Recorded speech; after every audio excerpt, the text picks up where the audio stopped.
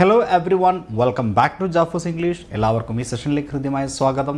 100 phrases for reading newspapers, അതായത് ഇംഗ്ലീഷിൽ news papers വായിച്ച് മനസ്സിലാക്കണമെങ്കിൽ, ഇംഗ്ലീഷ് പുസ്തകങ്ങൾ വായിച്ച് മനസ്സിലാക്കണമെങ്കിൽ നമുക്ക് ബേസിക് ആയിട്ടുള്ള ഇംഗ്ലീഷ് പോരാ, മറിച്ച് ഒരു ജേർണലിസ്റ്റിക് ആൻഡ് ലിറ്റററി ലാംഗ്വേജ് നമുക്ക് ഉണ്ടാവേണ്ടതുണ്ട്. ആ ലാംഗ്വേജ് എന്ന് പറയുന്നത് കുറേ ഫ്രേസസും കുറേ വൊക്കാബുലറിയാണ്.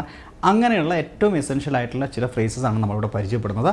അപ്പോൾ without further delay let's get into the video. നോക്കാം.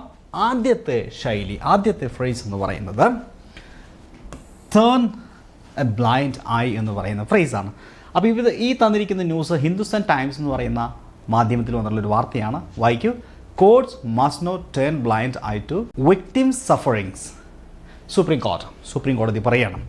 എന്താണ് courts must not turn blind eye to victims sufferings എന്ന് പറഞ്ഞാൽ എന്താണ്? സുപ്രീം കോടതി പറഞ്ഞ ഒരു കോട്ടാണ്, വാക്യമാണ്. Okay, so courts must not turn blind eye. Turn blind eye എന്ന് പറഞ്ഞു കഴിഞ്ഞാൽ കാണാതിരിക്കുക, കണക്കാക്കാതിരിക്കുക, അതായത് കണ്ടില്ലെന്ന് നടിക്കുക, ഇഗ്നോർ ചെയ്യുക എന്നാണ് അതിൻ്റെ അർത്ഥം. Courts must not turn a blind eye. കോടതികൾ കാണാതിരിക്കരുത്, അവഗണിക്കരുത്, കണ്ണടയ്ക്കരുത്. ടു വിക്ടിംസ് സഫറിങ്സ്, അതായത് ഇരകളുടെ ബുദ്ധിമുട്ടുകളെ കാണാതിരിക്കാൻ പാടില്ല, അല്ലെങ്കിൽ അത് അവഗണിക്കരുത് എന്ന് സുപ്രീം കോടതി പറയുകയാണ്. നോക്കിയേ, ടേൺ എ ബ്ലൈൻഡ് ഐ എന്ന് പറയുന്നൊരു ഫ്രേസാണ്. ശ്രദ്ധിക്കാതിരിക്കുക, കണ്ടില്ലെന്നടിക്കുക, കണ്ണടയ്ക്കുക. അപ്പോൾ അതിന് നേരെ കണ്ണടയ്ക്കരുത് എന്നാണ് പറയുന്നത്. മറ്റൊരു ഉദാഹരണം നോക്കിയേ. ദ ഹിന്ദു എന്ന് പറയുന്ന പത്രത്തിൽ വന്നിട്ടുള്ള ഒരു വാർത്തയാണ്. Police transport authorities turn a blind eye to children stuffed in autorickshaws. Stuffed എന്ന് പറഞ്ഞാൽ കുത്തി നിറച്ചിട്ടുള്ള.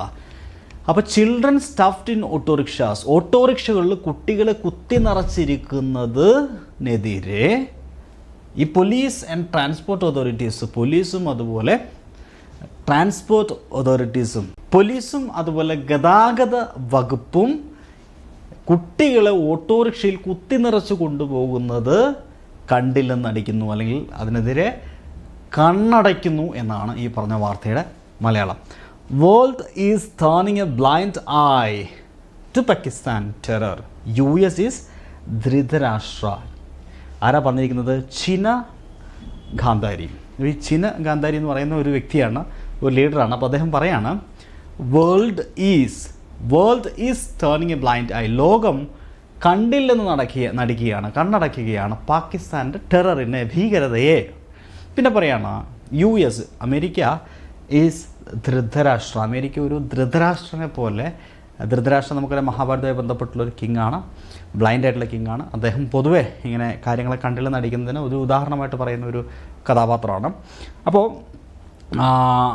അത് അമേരിക്ക ധൃതരാഷ്ട്ര പോലെയാണ് എന്നാണ് പറയുന്നത്. ഓക്കെ, അത് അവിടെ നിൽക്കട്ടെ. നമ്മുടെ പ്രശ്നം ഈ പറഞ്ഞ സെൻറ്റൻസിനകത്താണ് നമ്മുടെ ശൈലിയുള്ളത്. Turn a blind eye, that means ശ്രദ്ധിക്കാതിരിക്കുക, കണ്ടില്ലെന്ന് നടിക്കുക. ഓക്കെ, അപ്പോൾ ആദ്യത്തെ ശൈലി നമ്മൾ പഠിച്ചു, ഫസ്റ്റ് ഫ്രേസ് പഠിച്ചു.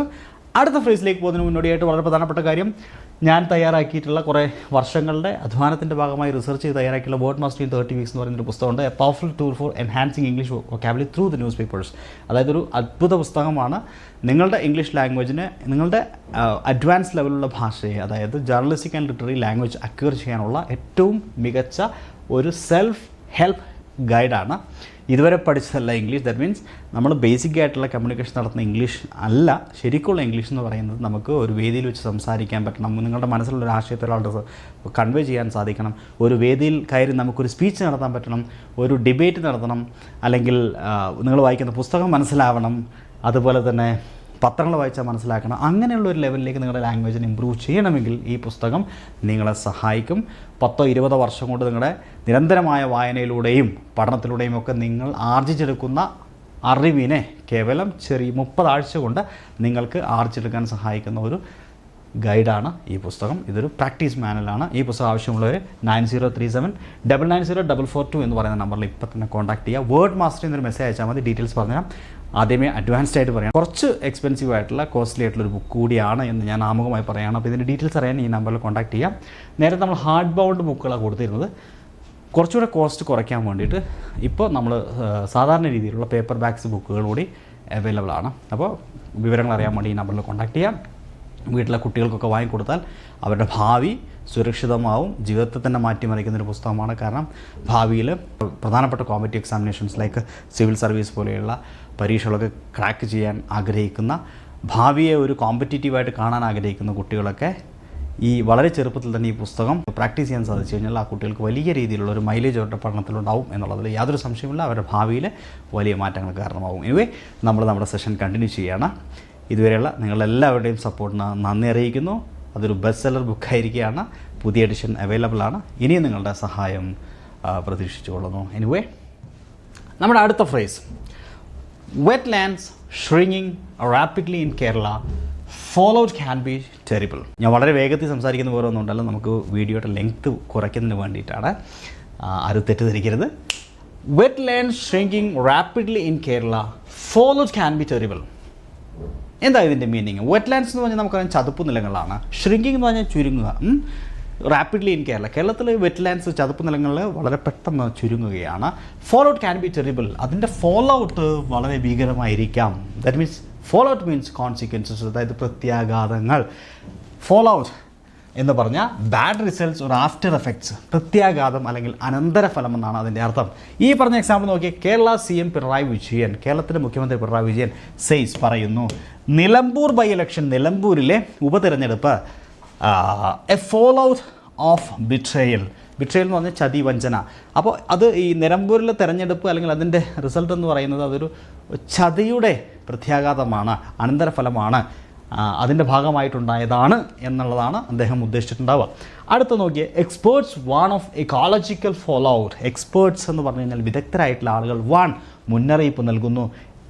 എക്കോളജിക്കൽ ഫോൾ ഔട്ട്, പാരിസ്ഥിതിക പ്രത്യാഘാതങ്ങൾ.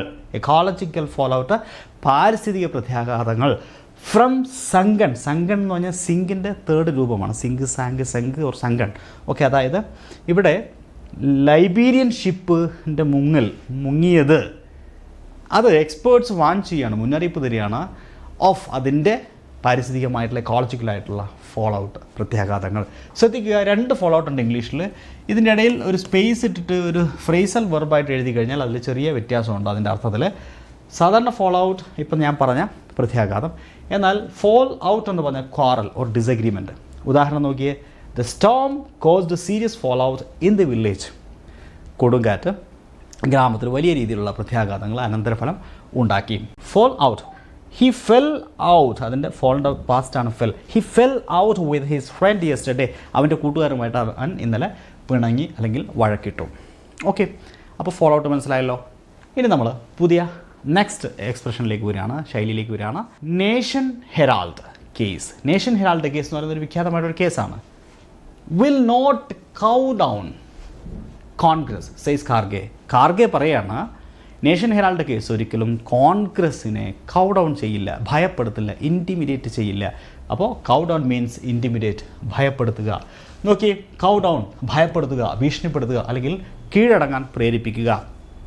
ജേർണലിസ്റ്റേഴ്സ് സേ ലീഗൽ നോട്ടീസസ് വോൺ കൗ ഡൗൺ ഫ്രീ പ്രസ്. എന്താ പറയുന്നത്? ജേർണലിസ്റ്റുകൾ, പത്രക്കാരെന്താ പറയുന്നത്? ലീഗൽ നോട്ടീസസ് ഒരിക്കലും പത്രക്കാരെ അല്ലെങ്കിൽ ഫ്രീ പ്രസ്സിന്, സ്വതന്ത്ര പത്രപ്രവർത്തനത്തെ കൗ ഡൗൺ ചെയ്യില്ല, ഭീഷണിപ്പെടുത്തില്ല, അതിന് ഇവർ വഴങ്ങില്ല. കോൺഗ്രസ് സെയ്സ്, കോൺഗ്രസ് പറയുന്നു, CBI ആക്ഷൻ, CBIൻ്റെ പ്രവർത്തനം വോൺ കൗ ഡൗൺ, ഭീഷണിപ്പെടുത്തില്ല, ഞങ്ങളെ പേടിപ്പിക്കില്ല, പാർട്ടി കിടന്ന് പേടിപ്പിക്കില്ല. അപ്പോൾ കൗ ഡൗൺ എന്ന് പറഞ്ഞാൽ പേടിപ്പിക്കുക, ഭയപ്പെടുത്തുക, ഭീഷണിപ്പെടുത്തുക. CBI ആക്ഷൻ ഒരിക്കലും ഞങ്ങളെ ഭയപ്പെടുത്തില്ല, ഞങ്ങളെ പേടിപ്പിക്കില്ല എന്നാണ് ഉദ്ദേശിച്ചത്. അപ്പോൾ കൗ ഡൗൺ പഠിച്ചല്ലോ. Next, prime minister pushes to bridge ethnic divide in strife torn Manipur. ശ്രദ്ധിക്കണേ, സ്ട്രൈഫ് എന്ന് പറഞ്ഞ വേർഡിന് സാധാരണ അതിൻ്റെ മീനിങ് വഴക്ക്, കലഹം എന്നൊക്കെയാണ്, അടിപിടി, സ്ട്രൈഫ്. എന്നാൽ സ്ട്രൈഫ് ടോൺ എന്ന് പറയുന്ന ഒരു ഫ്രേസ് ഉണ്ട്, ഒരു ശൈലിയുണ്ട്, സ്ട്രൈഫ് ടോൺ. അതിൻ്റെ അർത്ഥം പ്രശ്നബാധിതമായിട്ടുള്ള. അപ്പോൾ ഇവിടെ പ്രൈം മിനിസ്റ്റർ പുഷസ് എന്ന് പറഞ്ഞാൽ ശ്രമിക്കുക, ട്രൈ ഹാർഡ്, ശ്രമിക്കുക എന്ന്, കഷ്ടപ്പെടുക, ശ്രമിക്കുക. പ്രൈം മിനിസ്റ്റർ, മുഖ്യമന്ത്രി ശ്രമിക്കുക എന്തിന്? To bridge. ബ്രിഡ്ജ് എന്ന് പറഞ്ഞു കഴിഞ്ഞാൽ ഗ്യാപ്പ് ഇല്ലാതാക്കുക, അന്തരമില്ലാതെയാക്കുക, ഗ്യാപ്പ്, വിടവ് നികത്തുക എന്നൊക്കെയാണ് ബ്രിഡ്ജിൻ്റെ അർത്ഥം. അപ്പോൾ prime minister pushes to bridge, അന്തരമില്ലാതാക്കാൻ വേണ്ടി അല്ലെങ്കിൽ ഇല്ലാതെയാക്കാൻ വേണ്ടിയിട്ട് ട്രൈ ചെയ്യാണ്, പുഷ് ചെയ്യുകയാണ്. എത്നിക് ഡിവൈഡ് എന്തില്ലാതാക്കാൻ വേണ്ടിയിട്ടാണ് എത്നിക് ഡിവൈഡ്. എത്നിക് ഡിവൈഡ് എന്ന് പറയുമ്പോൾ വംശീയ വിഭാഗീയത ഇല്ലാതാക്കാൻ വേണ്ടിയിട്ട്, എത്നിക് ഡിവൈഡ് ഇല്ലാതാക്കാൻ വേണ്ടിയിട്ടാണ് പ്രൈം മിനിസ്റ്റർ പുഷ് ചെയ്യുന്നത്. Okay, he is trying to push എന്തിന്, I mean he's pushing to bridge means ഇല്ലാതാക്കാൻ വേണ്ടിയിട്ട് എന്ത് എത്നിക് ഡിവൈഡ്. എവിടെയാ?